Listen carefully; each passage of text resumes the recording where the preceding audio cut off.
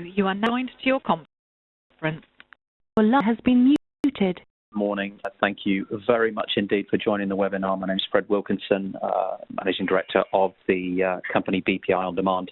Welcome to today's webinar, which is titled CRM is not a system. So I'm guessing you're probably all intrigued as to find out what it is. So let's rattle through the slides. Firstly, I'd like to just do a sort of brief introduction of myself. I run a company called BPI On Demand, which stands for Business Performance Improvement, and obviously technology these days is on demand in the cloud. There's our hash Twitter. Also, please, by all means, follow us following this webinar or during the webinar as well. Would love to hear your views on today's topic. So I'm guessing hashtag, we can probably hashtag with hashtag CRM or something like this. I'll let you guys choose for that. We will be recording today's webinar, so if you want a copy of that recording, look out for it on the website. So let's dive in. Everything has changed around us, and I think what I'd like to say is that ultimately the phraseology CRM has been completely sort of used over the last 20 years, thinking of people around what it is and what it isn't. Is definitely not a system. CRM, and I know it sounds obvious, is customer relationship management. And I think for the last 20 years, a lot of people have forgotten that that's fundamentally changed. We congratulate Salesforce.com, for example, who made it okay to put your data and your pipeline in the cloud. But what else has that actually achieved? Achieve real business performance improvement, or just a report or some sort of dashboard. I think about the changing the terminology from CRM being a system and a pipeline tool into a way of working. You think about it from the customer relationship management angle.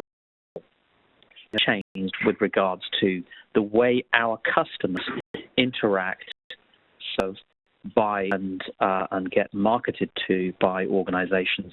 And I'll be honest to say that the vendors, to a degree, Microsoft, the Oracles, the Salesforces, I blame them to a degree, because what they did is they built systems for departments and not realistically for the customer. And you look at someone like Uber, Tesla, and the likes of how they're valued as organizations. They've really completely reversed customer relationship management into very much the customer first. Look at valuations, for example, between an Uber and someone like General Motors. General Motors is probably worth about $8 billion. It's got plants, machinery, tools, work in progress, cars, obviously. And ultimately they're around about the 8 billion mark. But then you've got a Tesla or an Uber who are worth 50 billion. That's the fundamental difference. And the difference is quite simple. It's to do with data and what they do and don't do with their data. A lot of thoughts around how things have also changed in the world around us. I've got a 4-year-old and a 7-year-old, and there's two things I know they're going to do. Or one thing that they're going to do and one thing they're not going to have to do in their lifetimes. My children will not need a driving license. Driverless cars are already existing. So if you think about those business models, all of the infrastructure around driverless cars, it's going to change everything. And one of those exact examples is requiring a driving license. They're not going to need it. The second thing they're also going to do is they're going to go on holiday to the moon in lifetime. That I'm absolutely convinced. So if you think about how technology is driving enormous change within our customers and how consumers behave, and as ultimately consumers are the ultimate people who buy products just as much as a business buys business-to-business products. That's really where everyone has gone. Everybody is in cloud, and fundamentally, if you're not in the cloud, then you're a little bit behind the pace. Buy and sell and buy, effectively their buying cycle is promptly done in the cloud, integrated fashion, whereas a lot of businesses still manufacture, market, sell, serve, finance, operationalize a website, etc., all in a siloed fashion, non-integrated way. you think about that, well, actually, 60% of the buying decision is made even before they've met a sales representative, or maybe before they even hit your website. So looking at a website being a sales channel. So that's some executive study done by Google saying actually people are doing research. They're finding out what they are connected to, who they're connected to. The influencing of buyers is happening way, way before, as we say, they've met a sales representative.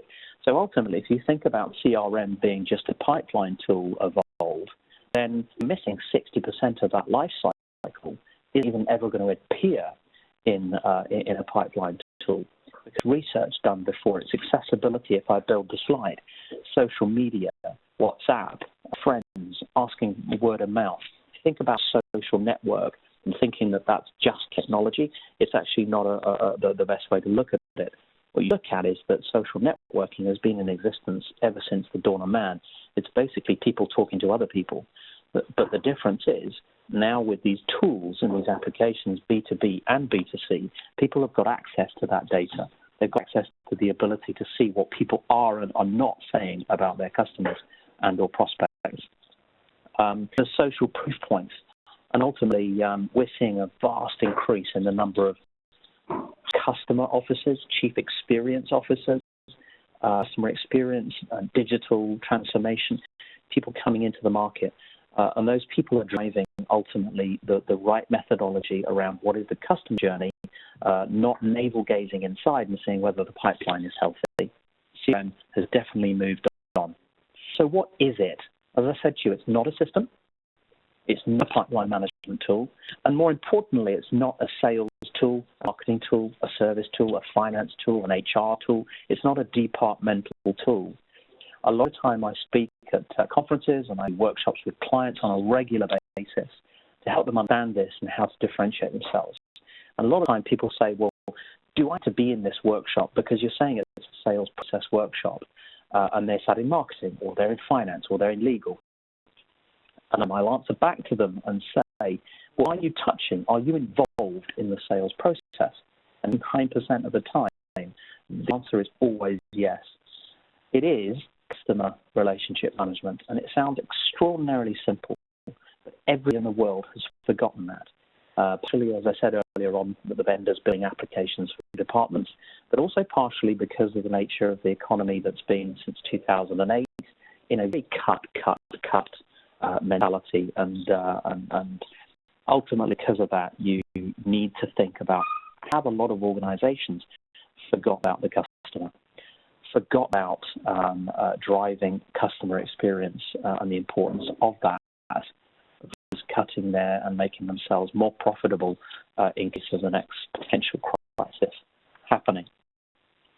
What does it mean to the journey to the customers? And this is really where the customer part of the CRM phrase comes from. It's what's my need, and then I'm going to shoot round on this slide here to researching and buying the product way before I've even spoken to someone here potentially in sales. But you can see right in front of you, this is a clearly defined infinity loop. It is ongoing. You receive the service. You can only experience a bad service once. You then recommend, and then you go back to a need, and all the way through that cycle to renew your solutions, your products, your subscriptions, whatever the product or service that you might be selling. And I think when we look at this sort of the side or the second side of the infinity loop about customer experience and customer service, now you're starting to see, well, CRM in most people's mind in a sales tool is like, well, it's my pipeline tool. And then customer service, well, CRM is my customer service tool. And then you've got marketing, you say, well, CRM is my customer marketing and campaign management tool. And that's fundamentally flawed. This is saying, actually, these departments must work together because your customers look at a brand and they look at it as a whole. They don't care whether some service is involved, someone illegal, some sales is involved. They just want to buy a service for that particular solution. But bad service is ultimately giving a stat there right in front of your eyes. Around 86% of people just won't go back. And just think about that for a second when you go to a restaurant. about business as a restaurant. You don't go back. You're dragged back by friends. But that's a good analogy to think about. So this is our view of the philosophy of how CRM changed. Think about CRM journey. Don't stress or overly stress. We're here to help, certainly, as a partner in this journey around business performance improvement. Ultimately, putting the people at the front of your mind when you're thinking about improving the way that your company works and operates with your customers. Get the right data. Understand whether you've got access to the right data. And if you haven't, try and find out where that is. Data is absolutely the fundamental difference between a $1 billion valuation of General Motors and a $50 billion valuation of someone like Uber. The fundamental difference is data.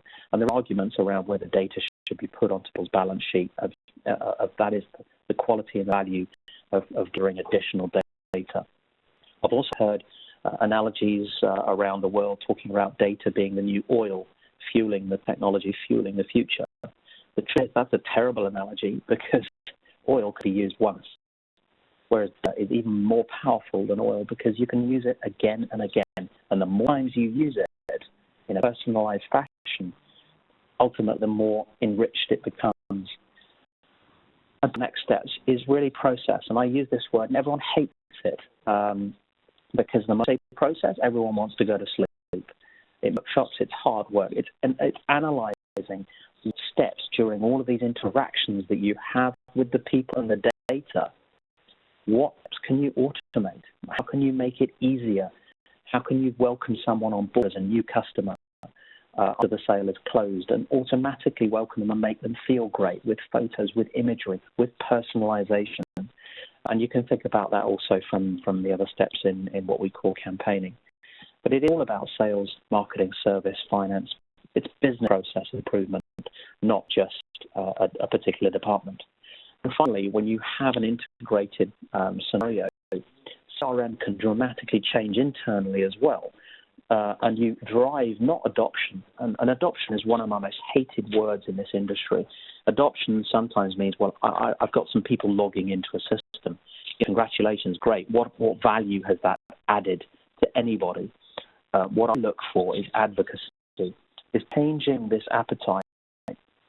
I've been told by my boss I've got to log into this CRM system versus I want to log into this customer relationship management journey.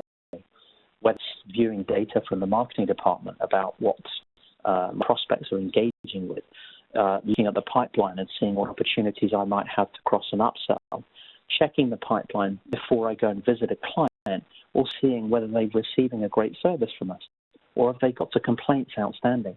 And this kind of wraps itself up into that phraseology from a decade ago or more, saying the 360 view of our customers. But driving that advocacy means that this is really the only place that I can go information about I can improve my performance through and with our customers, was again reiterating the point around what the C is within CRM. A couple of Twitter handles I want to add to. I've got my own Twitter handle, CXFredWilco, and the at BPI On Demand handle is more the company side. Really pleased that you were able to attend today. Thank you so much for doing so. I'd also like to announce that on the 7th of April, I must apologise for the error on the 7th of March. Has definitely gone by, but I will be talking at the HMS Belfast, which is on the Thames, on the 7th of April. We will obviously send invites to anybody who has attended today's call, and once again, thank you for attending.